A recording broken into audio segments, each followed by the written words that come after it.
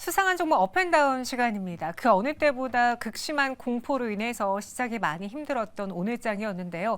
과연 투자자분들이 유독 많이 검색했던 종목은 어떤 것들이 있었을지 또 투자자분들의 앞으로의 전망까지 도와드리도록 하겠습니다. 하이투자증권 이권희 부장 함께합니다. 어서 오세요. 네, 안녕하세요. 네, 연휴 이번이 평소보다 좀 길었잖아요. 네. 그래서 충분히 쉬고 또 연휴 전부터 시장이 부진했으니까 오늘은 좀 기술적인 반등이 나와주지 않을까 했는데 하필 또 전거래일에 뉴욕 증시가 하락 마감한 게 또 오늘 미국 국채금리가 4.8% 돌파했다는 게 너무 야속하네요.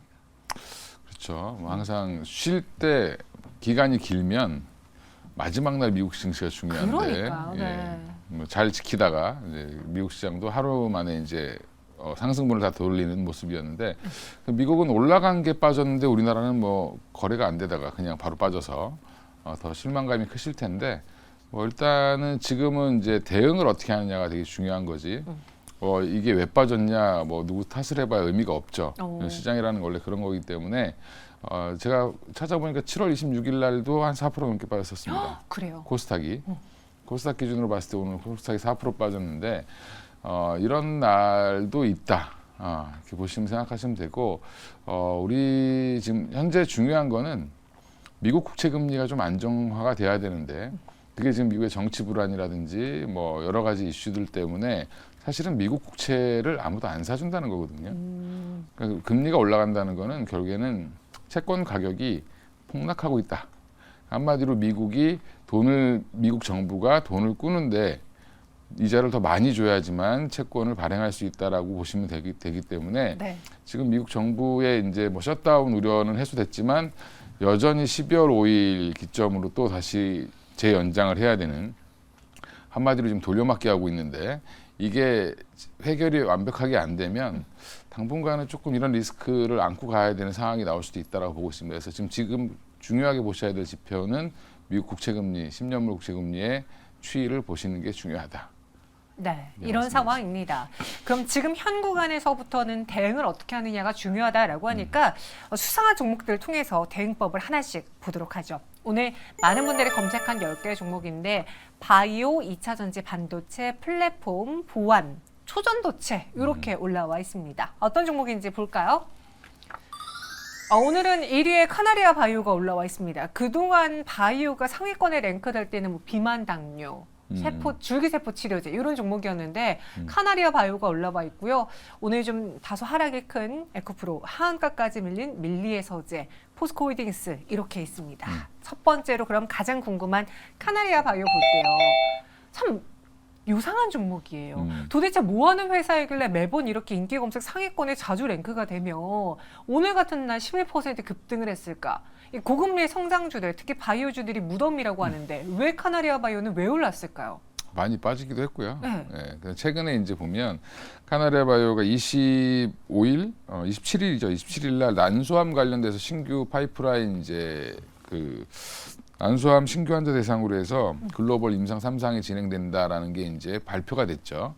그러면서 이제 이게 모멘텀이 됐고요. 그 전에 올라갔던 거는 이 난소암 관련 이슈가 아니고 네. 다른 이슈로 올라갔던 거고, 그때는 이제 바이오가 아니라 다른 이제 건기식 관련돼서 올라간 거고, 지금은 이제 바이오로 올라갔다고 보시면 되는데 그동안 올라갔던 상승분을 거의 다 반납하고 한 5일 연속 지금 올라오고 있는 거기 때문에. 이제 이 이슈도 어느 정도 제가 볼 때는 조금 잦아들 수도 있을 거다라고 생각하고 있고요. 오히려 이제 카나리아 바이오가 올라오면서 한올바이오파마라든지 이런 종목들도 같이 올라오죠. 이제 면역 항암제 관련된 라인들이 지금 다시 시장에 좀 주목을 받고 있다. 이상하게 금리는 올라오는데 왜 바이오 종목들이 이렇게 불쑥불쑥 올라올까라고 이제 생각을 하실 텐데 그만큼 이제 호재가 있는 종목은 그 금리의 상승을 누를 수 있는 거죠. 그만큼 또 바이오는 길게 보고 투자를 하시는 분들이 많고, 네. 그 다음에 어떻게 보면은 꿈을 먹고 가는 종목이기 때문에 당장의 실적을 확인하진 않아도 일정이 나오면 좀 올라가는 경향이 있다고 보시면 될 것 같습니다. 최근에 그 상승을 다 반납했기에 다시 5거래 연속 상승세를 보였다라고 하는데 최근에 상승분 반납하고 더 밀리는 종목들도 많은데 그런데 다시 반등을 했다라는 말이죠. 그럼 내일장에도 이 흐름이 좀 이어질 수 있을까요? 당분간 제가 볼 때는 오늘이 좀 고비일 것 같긴 한데 내일도 아마 조금 더 올라갈 가능성이 있다. 시장이 이렇게 안 좋은데도 11.9%가 올라갔다는 거. 그리고 지금도 여전히 차트를 보시면 네. 주봉으로 보면 거의 부담 없는 자리입니다. 그러니까 내일 상승폭은 좀 적을 수 있을지 모르겠지만 어느 정도 이제 뭐 한 5% 내외 정도에서 흐름을 좀 보이지 않겠나 생각하고 있습니다. 네, 그래서 카나리아 바이오의 경우에는 일단 반등이 나와줬다. 내일장에도 좀 추가 상승이 가능할 것 같다라고 했는데 지금 카나리아 바이오가 단기 반등이 나온다고 해서 이 종목을 추가 매수하거나 혹은 따라 붙기보다는 오히려 성장 섹터지만 그래도 가능성이 있는 오늘 뭐 유한양의 오스코텍도 올랐잖아요. 그런 재료가 있는 좀 더 탄탄한 종목을 가져가는 게 좋을까요? 아니면 바이오 쪽은 쳐다도 보지 말까요? 지금 바이오가 생각보다 흐름이 저는 제가 볼 때는 좋다라고 보고 있거든요. 근데 오늘 뭐 펩트론 같은 경우는 그동안 잘 가다가 당뇨 쪽은 이제 좀 많이 빠졌죠. 비만 당뇨 쪽 많이 예, 빠지고 많이 있어요. 올랐기 때문에 빠진다라고 보시면 되고 지금 또 바이오 내에서도 순환매가 일어나고 있다. 그러니까 면역 항암제라든지 지금 뭐 그 폐암 신약 관련된 오스코텍이나 유한양행은 뭐 아까 저는 좀 전에 출연하신 분이 말씀하셨는데 네. 사실 장만 좋았으면 한 20% 이상 상승할 수 있었던 재료라고 보고 있거든요. 오. 이게 오스코텍이나 유한양행이 이미 이제 라이센스 아웃한 게 상용화된다는 것 자체, 그것도 이제 국내에서는 이미 상용화가 됐고요. 근데 이제 국내도 2차 치료제에서 1차 치료제로 올해 이제 말에 넘어갈 거고, 미국에서 만약에 1차 치료제로 내년 정도에 선정이 된다라고 하면 사실은 그동안 우리나라 바이오 역사가 길지 않은데 네. 한미약품의 라이센스 아웃 이후에 붐이 일었던 부분들이 다 거품이 빠졌다가 실제로 이게 실제 약이 되는 거는 거의 처음이기 때문에 그러면 그 파급 효과는 굉장히 클 수 있다. 그래서 지금 오히려 저는 카나리아 바이오보다는 오스코텍이나 유한양행을 사시는 게 더 마음은 편하실 것 같다.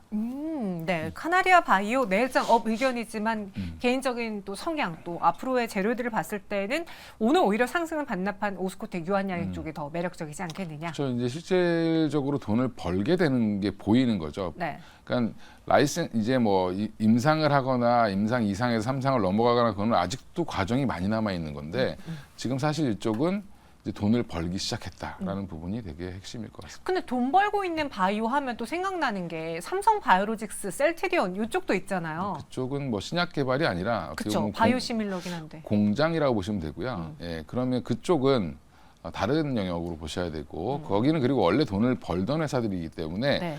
더 잘 벌기를 바라는 이미 숫자가 나왔고 오스코텍 같은 경우는 아직도 적자죠. 유한양행은 돈을 잘 벌고 있고 네. 근데 유한양행은 그거보다 돈을 더 많이 벌 수 있다라는 부분을 보여주는 거고 퀀텀 점프를 한다라고 보면 되는 거고요.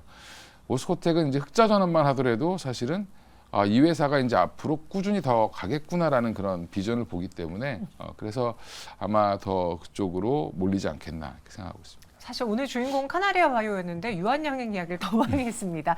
일단 내일장 업 의견 받았고요. 이어서 2위에 올라와 있는 에코프로의 수상한 낌새도 보도록 하죠. 오늘 8% 하락으로 마감을 했고 80만 원대로 털썩 주저앉았습니다. 최근 2차 전지주들이 좀 많이 부진한데 에코프로 내일장도 하락할 가능성 있습니까? 내일도 하락할 가능성이 있죠. 그럼 최근에 이 에코프로를 포함한 2차 전지가 부진한 요인은 그 양극재랑 리튬가 하락 때문인 거예요? 그게 가장 큰 건데 그게 왜 하락했느냐가 되게 중요한 거죠. 리튬이 그렇게 난리를 치면서 올라가던 게 맞아, 금툼이라 불렸잖아요. 예, 그 급락을 하고 있죠. 급락을 하고 있는데 사실은 양극재 가격도 같이 떨어지고 있습니다. 근데 떨어지고 있는데 재미난 현상은 뭐냐면 중국은 근데 너무 또 많이 만들어놨죠. 배터리를. 그래서 지금 뭐 덤핑을 한다부터 시작해서 이제 유럽 시장에 많은 물량들을 풀기 시작했는데 그러면 우리나라가 이제 예전에 왜 올라갔는지를 따지면 왜 빠졌는지가 나오겠죠. 올라갈 때는 유럽 시장도 우리가 다 먹을 것 같았고 경쟁자가 없다라고 생각했습니다. 그 다음에 미국 시장도 마찬가지로 우리나라가 다 할 것 같았다라고 생각을 했는데 막상 시장이 열리고 나서 보니까 유럽 시장에는 지금 중국산 저가 배터리들이 공략을 하기 시작을 했고 특히 이제 인산철 배터리 중심의 중국 거를 무시했던 경향이 있었는데 그게 이제 효율을 많이 높이면서 네. 오히려 이제 중저가 차량들 같은 경우는 그거를 도입하려고 하는 자동차 메이커들이 많아지기 시작했다. 오.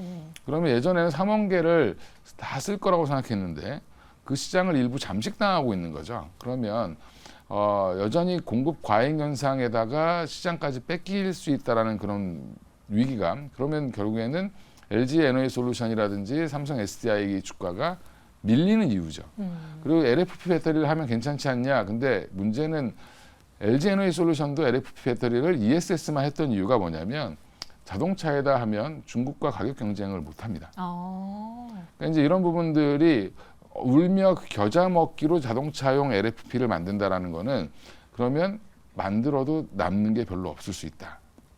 이런 하긴 부분들 해야 되겠는데. 그렇죠. 그러니까 이제 약간 거기 LFP를 조금 더 개선시킨 성능이 조금 더 좋은 걸 만들려고 하는 이유가 그래야지 가격 경쟁력이 생기거나 차별점을 만들 수 있기 때문이다라고 보시면 되는데 그런 이제 과정에 놓여 있다. 그래서 아마 이 공급 이제 물량이 많아지는 부분들이 해소가 되고 그다음에 에코프로 BM이라든지 에코프로 같은 종목들이 뭐 나머지 이제 양극재 기업들도 마찬가지고 가격이 그러니까 실적이 생각보다 가이던스 때보다 잘 나온다라고 하면 주가는 반등할 수 있겠지만 2분기 때부터 이미 가이던스 대비해서 하락했습니다. 그럼 3분기 때 만약에 가이던스가 좀 내려왔다 하더라도 이거를 넘지 못하면 또 추가적인 실망 매물이 나올 수 있다. 그리고 이제 주가라는 건 떨어질 때 보면 탄력을 받기 시작해서 이게 잡아주지 못하면 더 떨어지는 경향이 있죠. 그리고 지금 뭐 인버스 ETF도 상장을 했는데 자금들이 많이 들어오고 있습니다.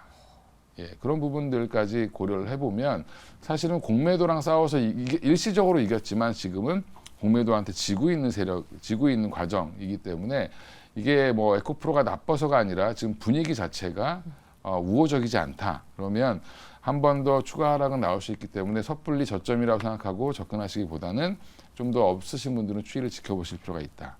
있으신 분들은 이익이면 조금 좀 줄이셔야 된다라고 보고 있습니다. 그동안 에코프로를 포함한 2차 전지주들이 상승할 수 있었던 배경이 리튬가 상승, 뭐 양극재 수요 증가였는데 그것에 대한 스탠스가 정반대로 바뀌었기 때문에 그렇죠. 주가가 하락할 수밖에 없다라고 했어요. 그럼 여기서 이걸 끊어낼 만한 무언가가 나와줘야 된다라고 했잖아요. 혹시 그게 에코프로 머티리얼즈의 상장이라던가 혹은 3분기 실적에 대한 눈높이가 지금 너무나 낮아졌기 때문에 오히려 그것을 어느 정도 충족만 해준다면 좀 턴어라운드 할 수 있는 그런 트리거, 계기가 될 수는 있지 않을까. 가이던스 대비해서 3분기 실적이 서프라이즈가 나오지 않으면 네. 사실은 어려울 것 같고요. 그다음에 에코프로 머티리얼즈의 상장은 이거를 반전시킬 만한 호재가 될 수는 없습니다. 왜요? 그거는 왜 그러냐면 자회사의 상장이라는 건 결국엔 더블 카운팅의 이슈이기 때문에 네. 사실은 에코프로 머티리얼즈가 상승할 수는 있어도 에코프로 자체가 상승하기에는 그 전까지는 올라갈 수 있을지 모르겠지만 근데 문제는 지금 시장 분위기가 그걸로 올릴 수 있는 분위기가 아니죠. 그러니까 그 정도의 예전에 이제 좋을 때는 플러스 알파로서의 작용을 할 수 있었는데 지금은 에코프로 머티리얼즈도 만약에 상장을 하게 되면 생각보다 공모가가 높지 않을 수 있다. 그럼 시가총액이 뚝 떨어지겠죠. 네. 그러면 지분 평가 이익도 떨어질 거고 이런 부분들은 시장 분위기가 우호적일 때는 호재가 될 수 있지만 안 좋을 때는 그닥 그렇게 호재보다는 그냥 좀 그냥 이슈 정도로 보시면 될 것 같습니다. 그럼 현 구간에서 사실 에코프로랑 에코프로 BM도 많이 하락을 했지만 지금 구간에서 뭐 비중 축소는 늦은 건가요?라고 여쭤보려고 했는데 오히려 현 구간에 조금 더 추이를 지켜보자라고 말씀해 그쵸. 주셨으니까 비중이 적은 분들은 다른 종목으로 교체하는 게 전략일 수도 있겠네요. 지금 뭐 가격이 얼마에 사느냐가 중요하죠. 내가 네. 이익을 보고 있으면 비중을 줄여도 되는데 뭐 손해를 보고 계신 분들은 섣불리 매도를 못 하시겠죠. 그렇죠. 왜냐하면 길게 보면 또 이 업종은 좋아질 수밖에 없는 업종이기 때문에 물론 이제 여기에 또 하나가 정치적인 요인이 있는데 지금 미국의 대선 이슈가 있습니다. 내년에. 맞아요. 근데 도널드 트럼프가 만약에 다시 대통령으로 복귀한다라고 하면 사실은 IRA를 가장 먼저 없앨 겁니다. 그렇게 뭐 근데 물론 이래저래 이제 되나? 물론 이제 그걸 없애지 못할 거다라고 얘기를 하는데 네. 어찌 됐든지 간에 대통령의 그 의지대로 하게 되면 그거를 약화시킬 수 있기 때문에 그 부분까지 지금도 시장은 우려를 하고 있다라고 보시면 될 것 같아요. 아니 좀 정책 같은 거는 연속성을 갖고 갔으면 좋겠어요. 정당이 바뀐다 하더라도.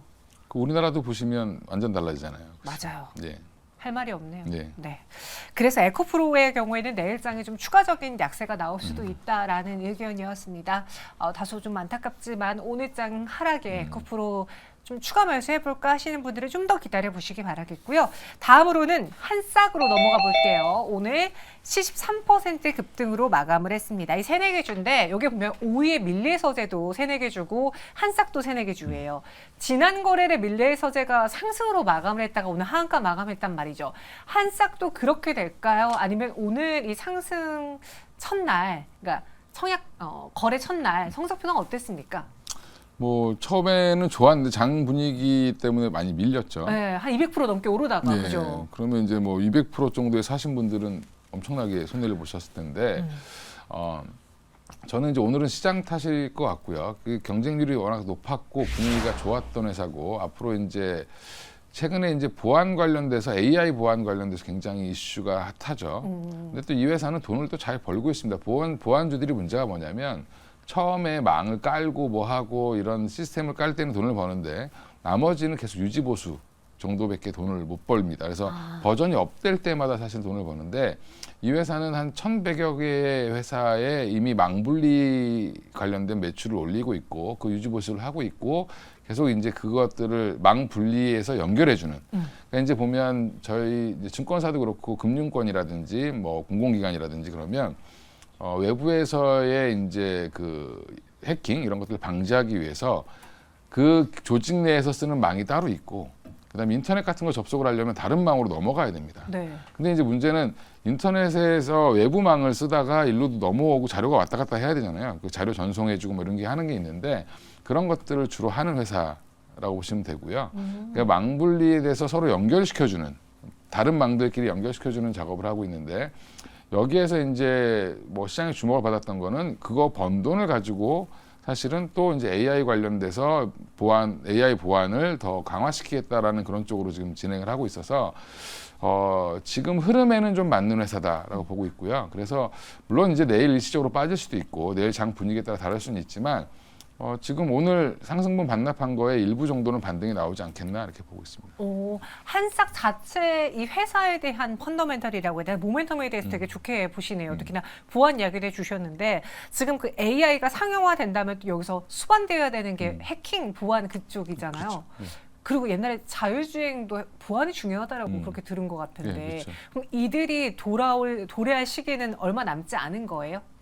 근데 사실은 이게 뭐 생각보다 빠르지 않을 수 있습니다. 전 그럴 것 같아서요. 예, 생각보다 빠르진 않을 수 있는데 주식이라는 건 투자하시는 분들이 그쪽으로 생각이 많이 몰리면 시간을 굉장히 앞당겨 오죠.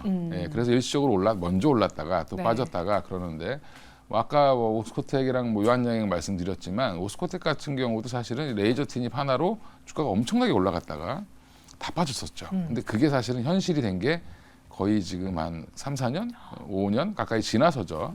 예, 그렇게 보시면 사실은 이제 이것도 마찬가지라고 보시면 되고요. 여전히 근데 신규 상장 종목들은 변동성이 크기 때문에 자신이 없으신 분들은 사실 안 하시는 게 좋습니다. 그래서 저는 웬만하면 3개월 안 된 종목들, 6개월 안 된 종목들은 웬만하면 그냥 참고로 보시는 게 흐름만 보시는 게 좋지 않나. 그리고 단기 매매만 하시는 게 좋을 것 같습니다. 요즘 새내기주가 많잖아요. 밀리서재는 하한가까지 갔고 또 네. 내일은 두산 로보틱스가 네. 되는데 만약에 나 이건희가 두산 로보틱스 청약을 받았다, 갖고 있다. 그러면 내일 시가 부분에 매도하시겠어요? 난 길게 보고 가져가시겠어요? 매도해야죠. 나 이건희라면 예. 왜요? 투산 로보틱스 아직 돈을 못 벌고 있습니다. 그렇게 많이. 예, 그러면 지금 기대감으로 먼저 올라가는 거기 때문에 네. 사실은 근데 그게 시가총액이 얼마로 시작하느냐에 따라 다르겠지만 내일 만약에 뭐 한 2배 이상에서 시작을 한다, 뭐 200%, 300% 이렇게 난다라고 하면 사실은 너무 많이 반영을 한 거기 때문에 다른 로봇주에 비해서 지금 굉장히 비싼 거죠. 네. 그러면 이제 그게 나머지 로봇주들을 끌어올릴 거냐 아니면 두산 로보틱스가 내려갈 거냐의 싸움이기 때문에 굳이 내가 그 싸움을 하지 않겠다. 할 필요는 없죠. 내일 만약에 수익이 나면 일단 정리를 하고 또 매수 기회를 보시면 될 것 같습니다. 알겠습니다. 지금 시장이 좀 불안하니까 새내기주들 좋은 종목도 다시 상승폭 이렇게 한삭처럼 반납할 그렇죠. 수 있습니다. 따라서 어느 정도 일부 비중을 줄이는 게 좋겠다라는 의견이었고요. 마지막으로는 한미반도체 보겠습니다. 오늘 이 종목도 시장만 좋았다면 더 갈 수 있었을 텐데 나름 버텨준 것도 다행이긴 하지만 오늘 장 왜 올랐는지 앞으로의 전망까지 다 이야기해 주실까요? 이제 한미반도체 지겹게 많이 들으셨던 그 호재들이 이제 나오기 시작하는 겁니다. 그러니까 한미반도체가 2만 원에서 6만 원까지 갔던 이유 중에 하나가 결국엔 TC본도 장비를 납품할 가능성이 높아졌다. 그럼 결국 HBM 시장의 확대인데 그게 이제 지난번에 한번 400억짜리 각각 400억 조금 넘는 419억인가로 기억하고 있는데 SK 하이닉스에 납품을 했을 때는 좀 시큰둥했습니다. 매출 규모가 이렇게 큰 회사에 뭐 그 정도 해가지고 되겠어? 뭐 이렇게 너무 조금이네. 그래서 주가가 오히려 발표나고 빠졌습니다. 실망했군요. 예. 근데 이번에 또 이제 또 나왔죠. 이번에 나온 거는 한 596억, 600억에서 조금 안 되는 돈인데, 근데 한 달 사이에 지금 1,000억이 넘게 수주를 했다라는 거는 앞으로 추가 수주가 더 나올 거라는 기대감을 붙여줬고, 오늘같이 힘든 장에 사실 한미 반도체 빠지다가 급등을 했죠, 사실은. 그러다가 다시 좀 밀리긴 했지만 여전히 이쪽은 이쪽 시장만큼은 아직은 커지고 있다. 분위기가 안 좋아서 지금 빠지긴 하지만 HBM 관련 종목들이 굉장히 많은데 실제로 수주받은 데는 지금 아직은 한미반도체밖에 없고요. 실제로 부품을 납품하고 있는 건 이수페타시스밖에 없습니다. 그러니까 그 부분을 간과하시면 안 된다라고 보고 있습니다. 이 HBM 시장에 마이크론도 뛰어든다고 하잖아요. 어떻게 되면 돈이 될 게 확연하니까 HBM이라는 회사도 뛰어드는 건데 반대로 보면은 우리 안 그래도 SK하이닉스가 잘하고 있는 시장을 삼성전자한테도 뺏길 수 있고 마이크론한테도 뺏길 수 있다라는 악재인 거잖아요. 악재는 아니고요. 제가 볼 때는 시장은 계속 커질 거고, 그다음에 HBM 지금 3세대가 주력이고, 네. 4세대를 지금 일단 뭐 SK하이닉스도 엔비디아에 이제 시제품을 납품을 했고 테스트용을 보냈는데 지금 삼성전자나 마이크론은 따라가는 입장인데 삼성전자 같은 경우도 보면 4세대를 지금 준비를 하고 있고요. 그다음에 지금 엔비디아 쪽에 이제 계속 그 콜을 하고 있죠. 또 하나 이제 마이크론도 지금 한다라고 얘기를 했는데 3세대 건 못 합니다. 마이크론은. 좀 늦네요. 그러면 4세대 거부터 지금 준비를 하는 거기 때문에 앞으로 출시가 된다 하더라도 조금 시간은 걸릴 것 같고요. 당분간 그래서 엔비디아랑 AMD가 격돌하지 않겠냐 뭐 이런 얘기도 있었는데 사실은 엔비디아가 지금 아직은 그냥 독보적이다. 당분간 한 1년 정도는 6개월에서 적어도 6개월에서 1년 정도는 엔비디아 중심으로 갈 수밖에 없고 그러면 SK하이닉스가 납품하는 SK하이닉스 향으로 되어 있는 장비주들이라든지 SK하이닉스가 오히려 더 수혜를 볼 가능성이 높다.